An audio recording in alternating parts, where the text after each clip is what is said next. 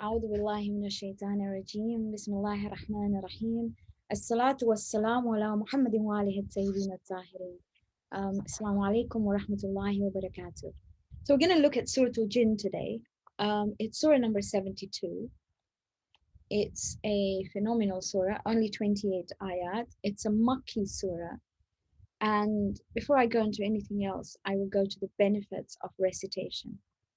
So the benefits of recitation of this surah is somebody who recites Surah Al-Jinn, and this is from the Prophet, will never be touched with an evil eye or magic or witchcraft or anything that's to do with jinns. So very often people get scared. They say Najar language or whatever words they use. But Surah Al-Jinn is known for one that will protect us from it. I'm going to look first at what jinn is. I mean, what does the word come from? The word jinn comes, even Jannah comes from the same word or same root word, which is to cover. A fetus in the belly of the mom is called janeen because it is covered by the womb. So anything that is hidden in essence is used the same root word as you have jinn. That's why Jannah is called Jannah, because greenery covers everything. In the Arabic language, a garden is hadika. Jannah, and we see it in Surah, I think it's in Surah Al-Kahf, where Allah says, Tilkal Jannatan, there were two gardens. That means those gardens were so lush that the greenery covered everything. So Jannah is something that's totally covered.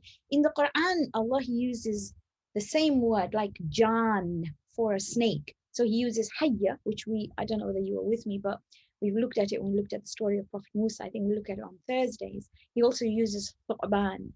But you see, the Arabs of that culture connected jinn with something that would terrify you. So a snake would terrify you. It was like you saw jinn. So in Arab culture, Jan, as in the snake, and the jinn were connected. As far as what we know, they're a creation made from smokeless fire, who, like human beings, and I think I've got some probably trying to see if I can. There you go. So they're made from smokeless fire, and they have a free will to choose, just like human beings do. They have the same thing as human beings do, and I'll talk about when this chapter was revealed in a minute. So we find these jinn are mentioned in Surah Al-Rahman. فَبِأَيِّ آلَاءِ رَبِّكُمَا تُكَذِّبَانِ. We also find a mention in Surah Al-Ahqaf. Surah Al-Ahqaf is Surah number 46 of the Quran. And maybe if you've got your Qurans with you, which you probably have, I have mine in front of me, then you will look at ayahs, let me tell you, I think it's 29 and 30. So if we look at ayah 29 and 30, you might be able to see what it says. It says, وَإِذْ صَرَفْنَا إِلَيْكَ نَفَرًا مِنَ الْجِنِّ يَسْتَمِعُونَ الْقُرْآنَ فَلَمَّا حَضَرُوهُ قَالُوا أَنصِتُوا فَلَمَّا قُضِيَ وَلَوْا إِلَىٰ قَوْمِهِمْ مُنذِرِينَ. Now this ayah actually says, when we turned to a party of the jinn towards you, Muhammad, to listen to the Qur'an, when they attended the Qur'an recitation, they said to each other, be silent. And when it was over, they turned back to the people in warning and said, we have listened. They said, Ya qawmana, we have listened to this Qur'an, which is to a recitation of Quran revealed after Musa. So if you see Surah Al-Ahqaf, it'll tell you the same incident that we're going to see now. So let's first look at the focus of this surah. So the focus of the surah is in essence an authentication of the Quran by the jinn. So they actually listened to it and said, this is guidance. It talks about Allah being the sole knower of the unseen, and we'll come to it and you'll understand what I'm trying to say. And then there is a response from divinity about the Prophet. So first you have the jinn talking about the Quran, talking about themselves, and then we have the divinity's response, and again that response is given by the Prophet. So let me tell you a little bit about when this surah was revealed. So if you can imagine, the Prophet has gone to a market in Taif, and the market in Taif was supposed to be, it was called Ikaz, and this was a posh market. So let me just tell you a little bit about Taif. Taif was a place where the rich had their holiday homes. I'm going to try and put it in our sort of language. So the Arabs who had lots of money in Makkah had their holiday homes in Taif, and the Prophet thought that if these were successful people in inverted brackets, then maybe they would be willing to listen to reason. They will understand something if it was put intellectually to them. And so he puts the Quran to them. He puts the message of Tawheed to them. But they chase him out. They actually chase him out. In fact, they get their children to throw stones at him. And he's really, really upset. So you can imagine he's outside Ta'if. He's sitting under a tree. You've got to imagine the scenario. His feet are bleeding. He's really, really upset. And he's sitting there and he's reciting Quran, because Quran is his solace. That's which gives him solace. There are very many ahadiths which tell us what he was reciting. I mean, there are ahadiths that tell us this was called the Valley of the Jinn, whatever it was. He was there really, really upset. So the jinn who are passing by here, they're passing by, they listen to this Quran and they respond. Now the Prophet does not see them or hear them, as we will see in this surah. We see how Allah reveals to him what these jinn are saying. So we've divided the surah into two sections. Ayah 1 to 19. And ayah 1 to 19 is feedback from the jinn about themselves and the Quran. It's feedback from them. And the second section is response from divinity about the role of the Prophet. So first of all, I'm just going to give you a little bit of history as well besides this. If you and I had access to a website or had access to our accounts with various of the providers that provide us with things, and suddenly we're stopped and they say you need a 2-level authentication to get through. So they're worried. They're thinking, what's happening? Something's happening. We can't go near. They found angels shooting meteorites at them. So they're really, really distressed. But one thing they know, that if there's such tight security, then something's happening. Even today in the world, when you find a country has got some tight security, there's something going on. So they knew there was something going on. So they thought it was either a punishment that was going to come to the world or there was guidance. So they're roaming around the world trying to find a solution. That is why that's how they hear the Prophet. So now we're going to go verse by verse and we're going to look at this. So here we go. Ayah number 1. Bismillahir Rahmanir Rahim. Qul. Say. So the Prophet has said, say.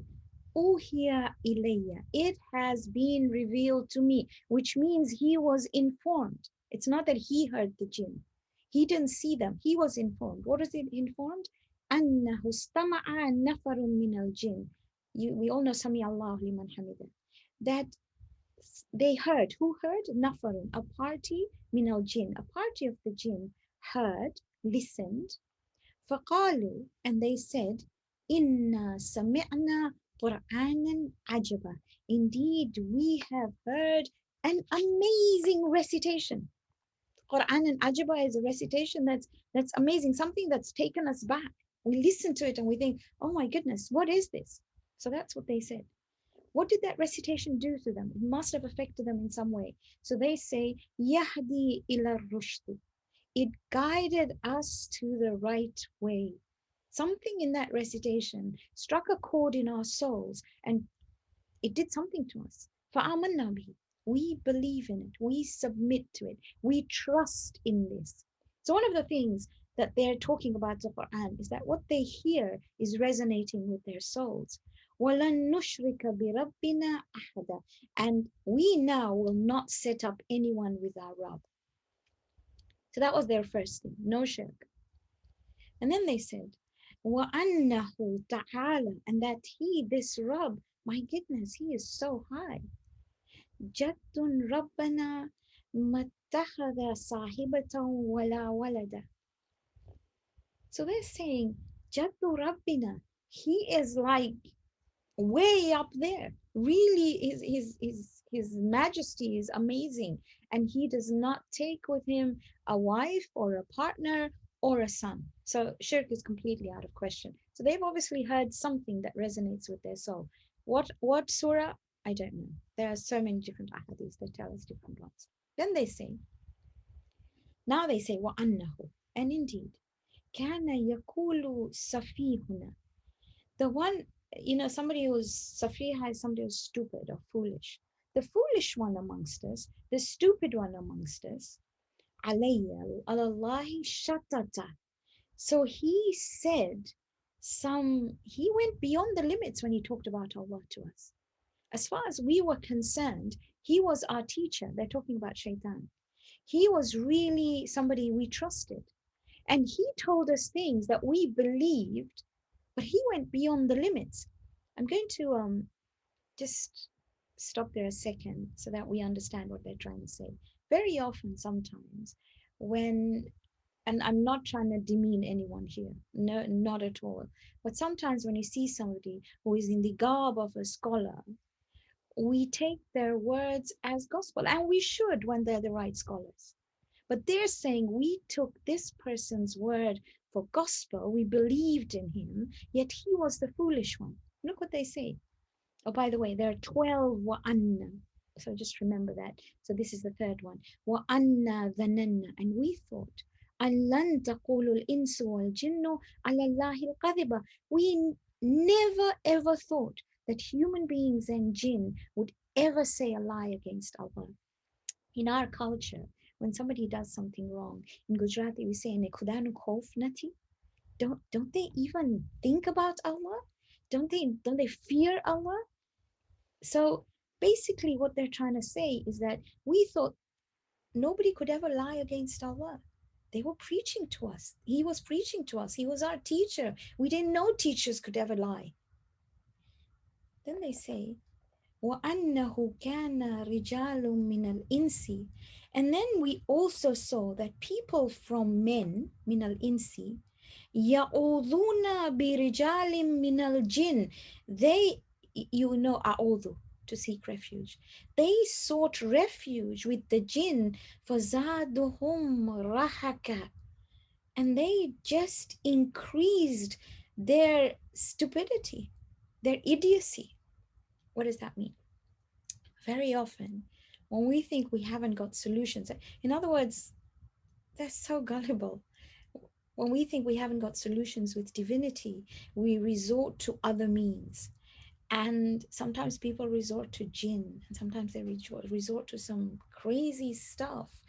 And the jinns are saying they were so stupid that we made them even more stupid. We made them do things that were stupid because they, instead of taking refuge from Allah, they took refuge from the jinns, from unseen powers. Even today, especially during lockdown, if you look at some of the websites that you Google, they will tell you, we can help you to tell you who your soulmate is. We are able to tell you where you are. We're able to tell you how to help you through this. And this is exactly what this ayah is saying. And then this is the fifth one. This is ayah 7, but the fifth anna. وَأَنَّهُمْ ظَنُّوا كَمَا ظَنَنْتُمْ أَنْ لَن يَبْعَثَ اللَّهُ أَحَدًا. And they thought that they would never be accountable. They would never be raised again. So we're looking at a scenario where these jinn are giving feedback to the Prophet. They're telling the Prophet, my goodness, our teacher lied to us. This Qur'an definitely makes sense to us.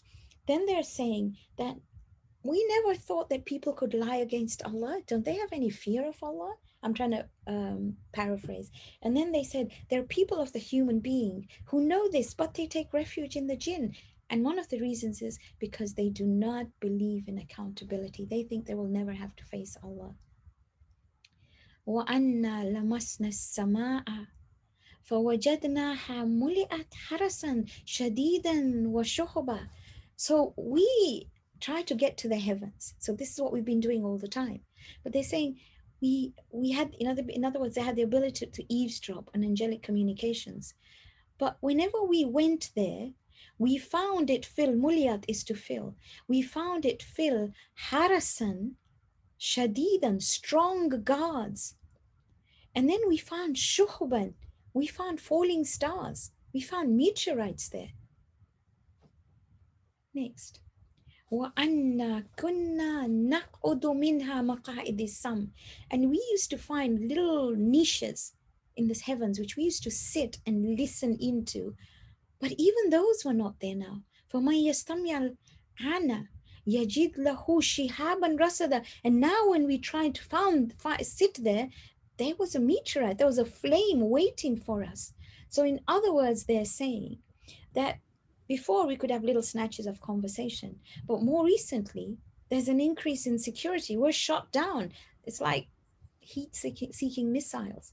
We realize that something that is of utter importance is coming down from the heavens to the earth. Something is happening that is so great that we are beyond it and we can't hear what it is. So now they're saying, wa anna, and indeed, this is the eighth wa anna. La nadri, we don't know. Asharrun orid biman fil ard? Is it that something evil, something like a punishment is going to happen to the earth? Am arada bihim rabbuhum rashada? Or will their Rabb bring them good? Now you got to understand the semantics of this. Look at this sentence. They don't put Rabb in the beginning. They don't say, wa anna la nadri, we don't know that the shar will come from the Rabb. They know, they've got common sense. They know that if there's anything evil, it's from human beings themselves. But they're saying that either there is something of a punishment that's coming to people on the earth, or there is guidance coming from their Rabb. We don't know what's happening. We have no access. We don't know whether it's right or wrong, but we know something great's happening. Next one, ninth one. This is ayah 11, but the ninth anna. Wa anna. Now they're talking about themselves. Wa anna minna salihun. There are some of us who are salih. We're good. Wa minna duna dhalika. But there are some of us who are different. So some of us are good and some of us are a bit not very good, in other words. Kunna tara'ika kidada. We all have different methodologies of work. We're different. We're all different. So basically, they're trying to say that we have different beliefs. We work in different ways. I'm just gonna get my Qur'an's just fallen off, so I'm just gonna get it. Give me 2 minutes.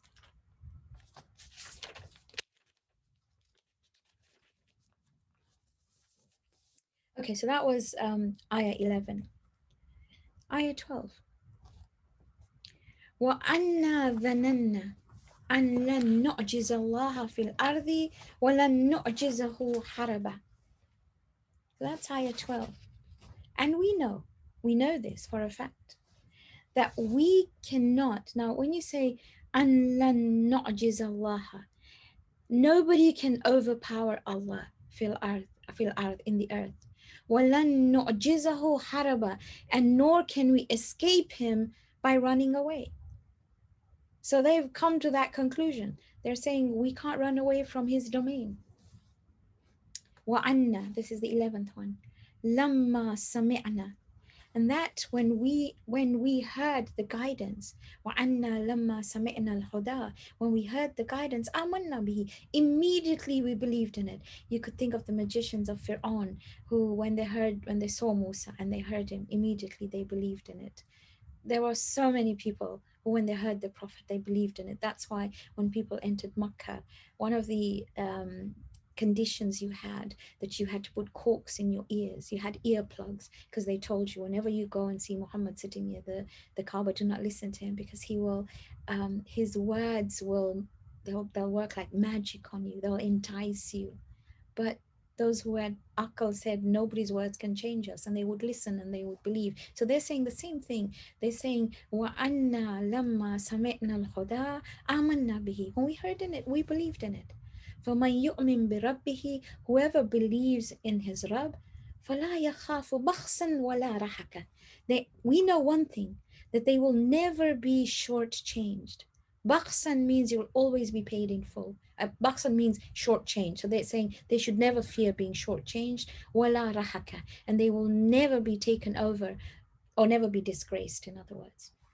This is everything they've picked up from the recitation of the Qur'an from the Prophet. And then they're saying, وَأَنَّا مِنَّا الْمُسْلِمُونَ, and that some of us are those who submit. وَمِنَّا الْقَاسِطُونَ, and there's some of us who are unfair. See, qasata, you need to write this down, because there is adl, which is justice, and there's kist. Adl means to be just. Kist means not to be unfair. There's a subtle difference between the two. Now, Qasata is to be unfair. Aqsata is to remove unfairness. And the Quran says, Inna Allah yuhibbul muqsitun. Muqsit is someone who removes unfairness. Maybe when we come to another ayah of the Quran, we'll do the difference between them. But there is a difference between being just, and then there's another one to remove unfairness. Just like there's a difference between telling the truth and not telling the whole truth, hiding the truth. Anyway, so think about it. So they are saying, from amongst us there are those who submit and those who are unfair. فَمَنْ أَسْلَمَ, but those who submit, فَأُولَٰئِكَ تَحَرَّوْا رَشَدًا, they have set their aim, they have looked at their direction as one of guidance. And then they're saying themselves, وَأَمَّا الْقَاسِطُونَ فَكَانُوا لِجَهَنَّمَ حَطَبًا, those who are unfair, they will be the fuel of Jahannam. Now, Hataba, you all know, Surah number 111, Surah Al-Lahab. Hataba is firewood, fuel is firewood, so Hataba is firewood. Now this next ayah maybe is something that divinity says. He says, وَأَنْ لَوْ اسْتَقَامُوا عَلَى الطَّرِيقَ, if they were, and we say, اهْدِنَا الصِّرَاطَ الْمُسْتَقِيمِ. So istiqamu is to the straight way. If they had stuck to, if they had kept to the tariqa, the right way, لَأَسْقَيْنَاهُمْ مَاءً غَدَقًا, we would have given them abundant water to drink. غَدَقًا is when there is water, you never need any more. Something that will keep with, or something that will upkeep lush gardens. So basically Allah is saying, if you sat, and again we're talking spiritually here, if you went on the right way, then He will provide guidance. You won't need any more. The Qur'an will provide you enough guidance. And then He says, لِنَكْتِنَهُمْ فِيهِ, so that we, لِنَفْتِنَهُمْ, sorry, فِيهِ. Fatana is to purify gold. So we will test them with respect to it. With what? With respect to guidance, with respect to what their aim is, whether they want to be rightly guided or not. وَمَنْ يُعْرِضْ عَنْ ذِكْرِ رَبِّهِ, whoever, arada, to turn aside. And whoever turns aside, whoever ignores the remembrance of their Rabb, يَسْلُكْهُ عَذَابًا سَعَدًا. Salaka is to throw. So we will literally fling them in a punishment that is not very good, in an elevating punishment. You know, Sa'ada is to climb up, right? So it's a climbing punishment. وَأَنَّ الْمَسَاجِدَ لِلَّهِ فَلَا تَدْعُوا مَعَ اللَّهِ أَحَدًا. Now, although the translation here of masjid is a place where you do sajda, masajid is places of sajda, it could be anything. It could be our times of sajda, it could be our limbs of sajda, anything. What this is trying to say is that at the time and at the places of sajda, you will not call anyone except Allah. So in other words, he's saying sajda is for no one but Allah.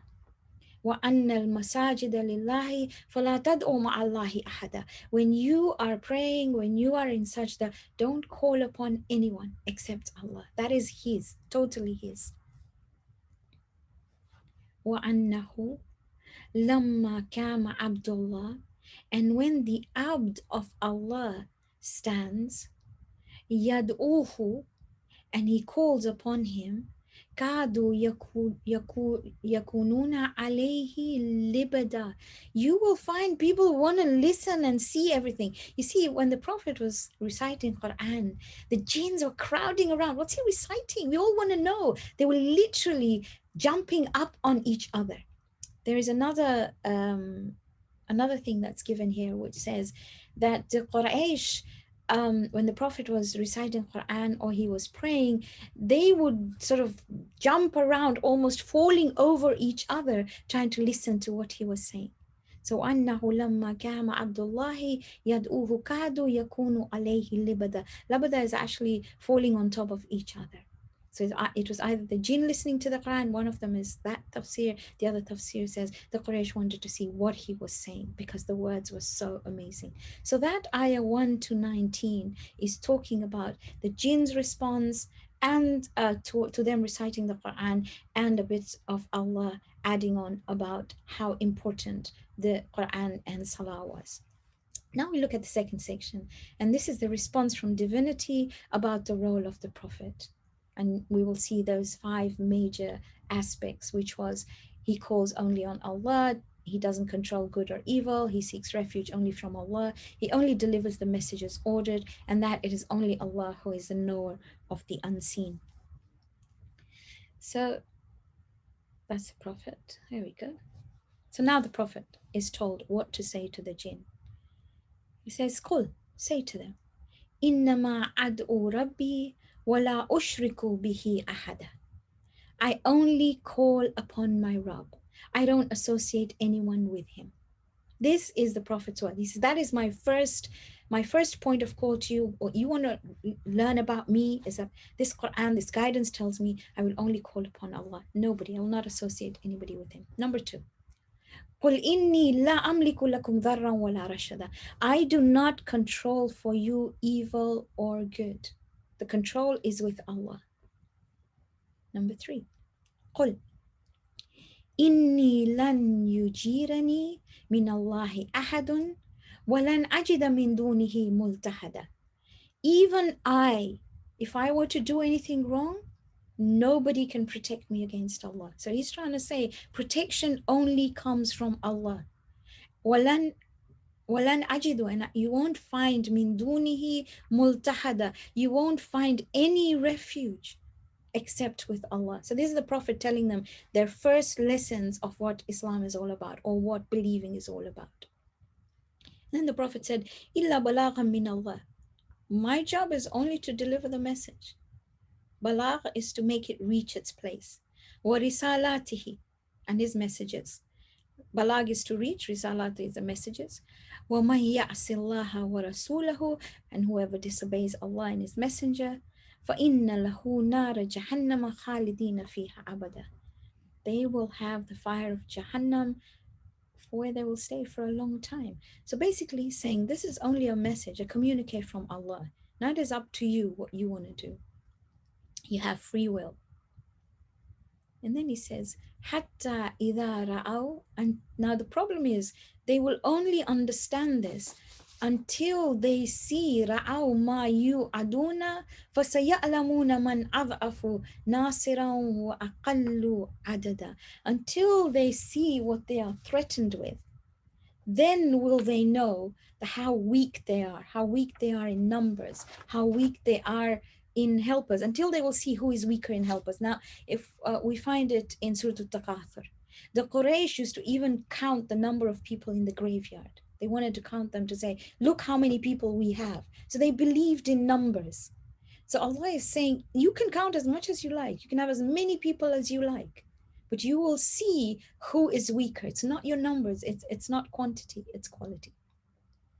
Number 4. This is the 4th one. قُلْ, say to them, إِنْ أَدْرِي أَقَرِيبٌ مَا تُوعَدُونَ أَمْ يَجْعَلُ لَهُ رَبِّي أَمَدًا.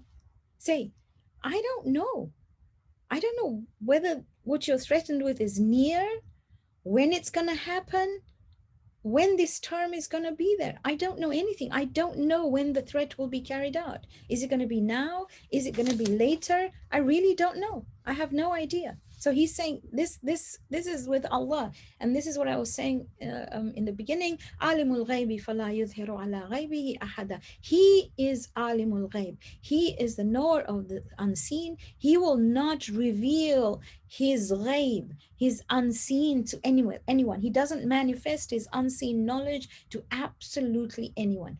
There is a whole discussion about the unseen knowledge of Allah and the unseen knowledge of the Masumin, the Prophet and the Masumin.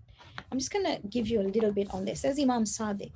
So there's a hadith from Imam Sadiq which says, إذا أراد الإمام أن يعلم شيئا أعلمه الله بذلك. When the Imam intends to know something, Allah teaches that thing to him. But there is a major difference between the two. Allah's knowledge is limitless. The knowledge that is given to the Masumin and the prophets has a limit. Allah's knowledge is infinite.